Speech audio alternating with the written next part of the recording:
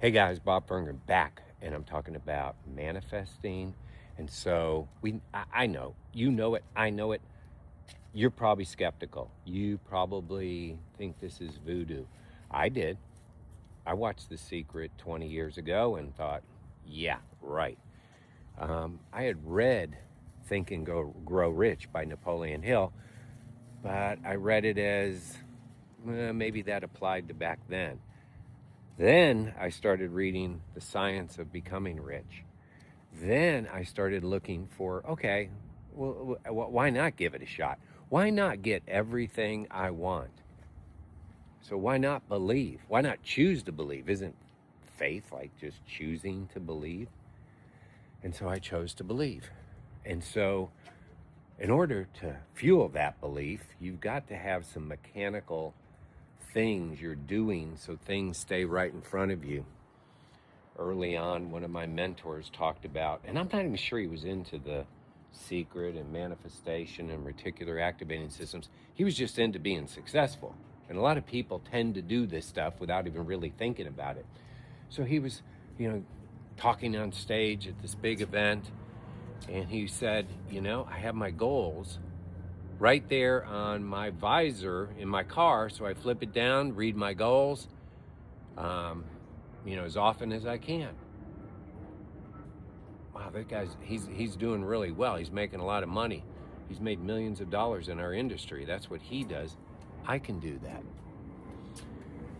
Now, I did do the visor thing, but it was also on my mirrors and refrigerators. I had a little thing in my wallet, with my goals on it. Remember, I've already talked to you about you have to know what you want in order to get it. And you have to know it specifically. And I was talking to someone as a matter of fact, I was talking to my hairstylist on Saturday morning. And she, out of nowhere, here's the law of attraction reticular activating system at work for you. She starts talking about manifestation. Okay, so what's that all about? So next thing you know, I'm looking at her goals. Next thing you know, she shows me her vision board. She shows me her gratitude list. Like, wow. Like, okay, this chick is into it, okay? So that's what happened to me. Now, and I kept asking her, well, how did you get started? Did you have a mentor? What was going on?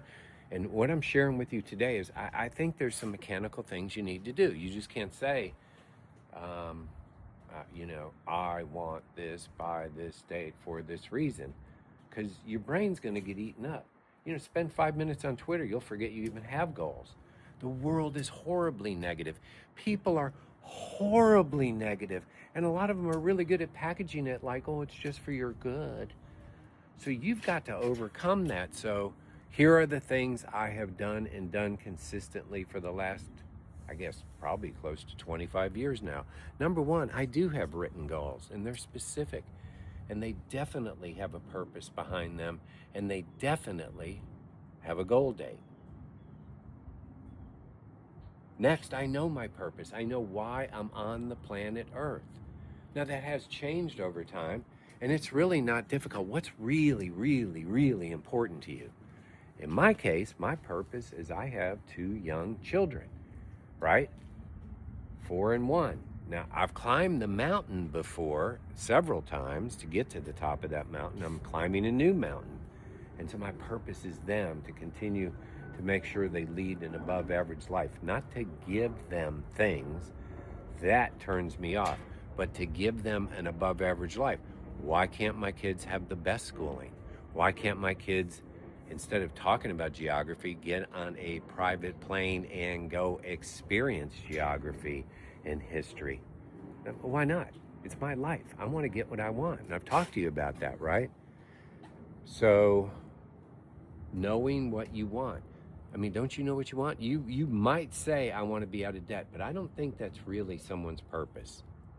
I think that's a good goal, but I think a good purpose is, what is your life like? And what is your life going to be like when you're out of debt? That's where I would start. For me, that's freedom and absolute freedom. Absolute freedom.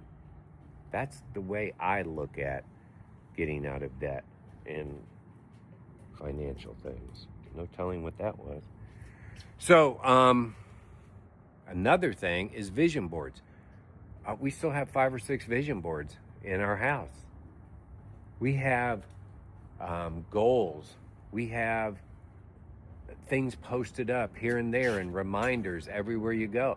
Now, listen, having, a baby, what was it? Michael's 4.5 years old and going through that first pregnancy. Remember, I have 3 much older kids. I have a 40, I don't know if he's 47 or 48, a 44-year-old, a 38-year-old, and a 4-year-old and a 1-year-old. Okay, so gearing back up again, it's been rough.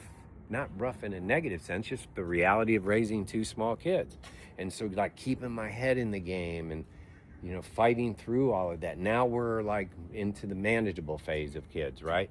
And so now I can get back to the climbing that mountain again.